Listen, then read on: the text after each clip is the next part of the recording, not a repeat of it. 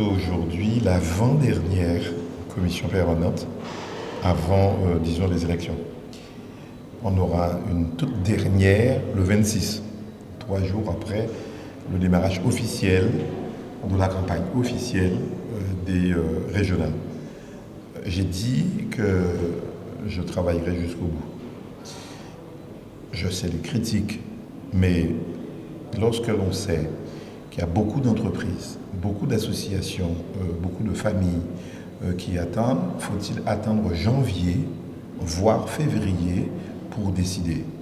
Je pense que c'est une mauvaise méthode et je sais que j'agis honnêtement, en conscience, en transparence.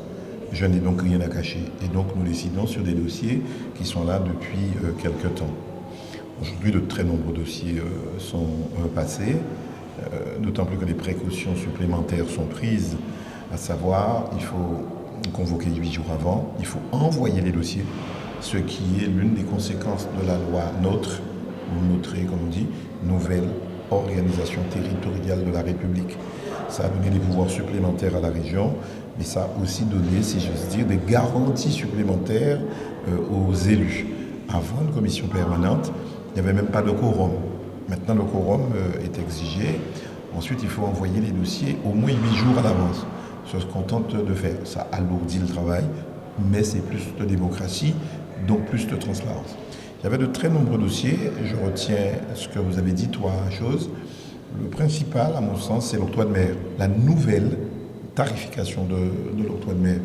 Donc on a pris un temps, j'allais presque dire fou, très long, pour peser, sous-peser, position par position, nomenclature, code par code, produit par produit, et j'allais presque dire, lorsqu'il y a peu d'entreprises produisant certains produits, entreprise par entreprise. Et donc j'espère qu'on a fait pour le mieux. En tout cas, tout ça a été fait en concertation étroite avec les professionnels. Donc nous n'avons pas vraiment bougé ce qui a été fait en commission ad hoc octroi de mer, en concertation avec les organisations patronales. Donc je pense que c'est balisé.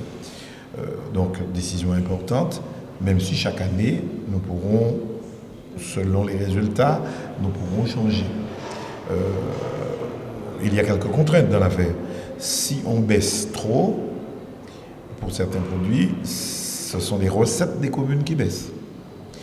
Et puis, les productions qui ne sont plus listées dans la liste des 3 catégories A, il y a 10 points d'écart.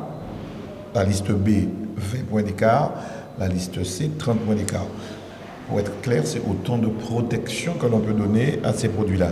Mais lorsque l'on n'est ni dans le A, ni dans le B, ni dans le C, ce que vous faites à l'importation, il faut le faire pour la production locale. On appelle ça livraison.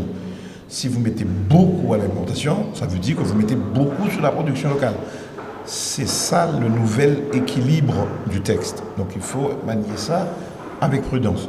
Donc on a fait, je crois pour le mieux, après concertation, c'est ce qui vient d'être adopté. Donc texte très important.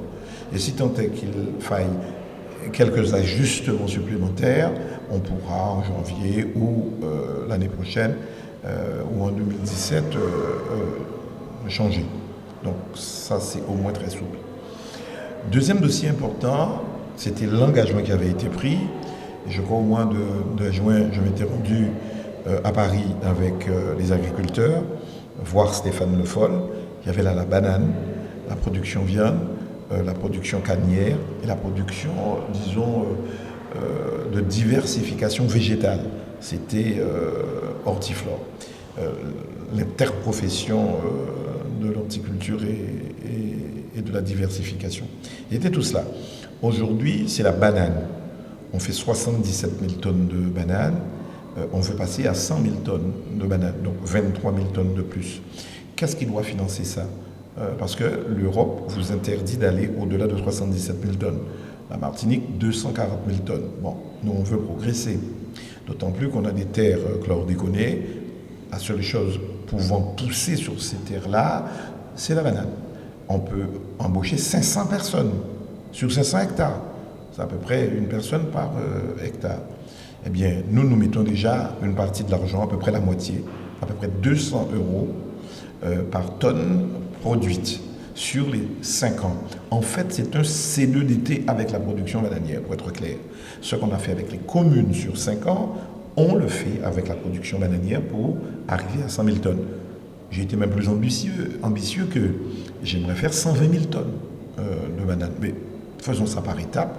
Ça nous coûtera au total 4,6 millions. La moitié, l'Europe ou l'État, Stéphane Le Foll, c'est pourquoi on avait été le voir, devrait pouvoir mettre l'autre moitié.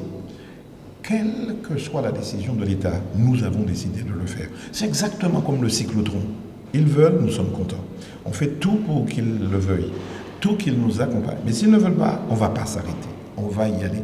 Donc le président Linière est venu avec son directeur, on lui a expliqué les choses. Lui-même a été à l'origine de cette demande. C'est une bonne proposition parce qu'il s'agit d'emplois, il s'agit de nouveaux jeunes, 40 jeunes qui pourraient être installés et qui pourraient, eux, recruter au total près de 500 personnes. C'est donc tout bénéf, si j'ose dire, pour la Guadeloupe. Et puis, vous savez qu'ils font une production bananière qui n'utilise pratiquement plus de pesticides, en tout cas beaucoup moins. Ils n'utilisent plus le banol, il n'y a plus l'épandage aérien. Donc c'est l'une des bananes les plus propres au monde. Alors je connais nos critiques ici, normal, on est en démocratie. Il faut le reconnaître, c'est parce qu'on fait au Costa Rica, et parfois on ne sait même pas ce qui entre ici pour certaines ignames, etc.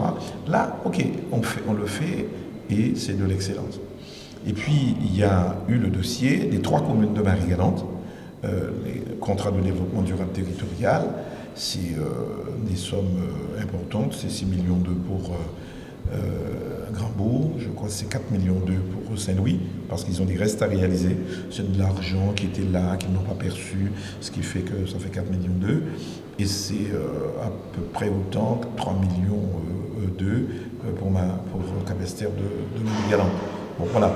Donc demain, on devrait pouvoir signer avec ces maires qui viendront ici signer avec nous. J'aurais été autorisé, parce que je ne suis pas là, j'aurais été autorisé par mes collègues à signer ce contrat avec les 3 communes de Marie-Galante. Je peux vous dire qu'il y a de très nombreux dossiers d'associations, de groupes de carnaval, de groupes d'associations culturelles dans l'éducation populaire, de beaucoup de demandes d'entreprises, beaucoup de dossiers européens, beaucoup de dossiers d'exonération d'octroi de mer qui ont été agréés, des problèmes de gîtes. Nous continuons à travailler, donc c'est du bon travail. Et puis on finira le 26, en pleine campagne. Les dossiers sont prêts, donc on peut les examiner et décider.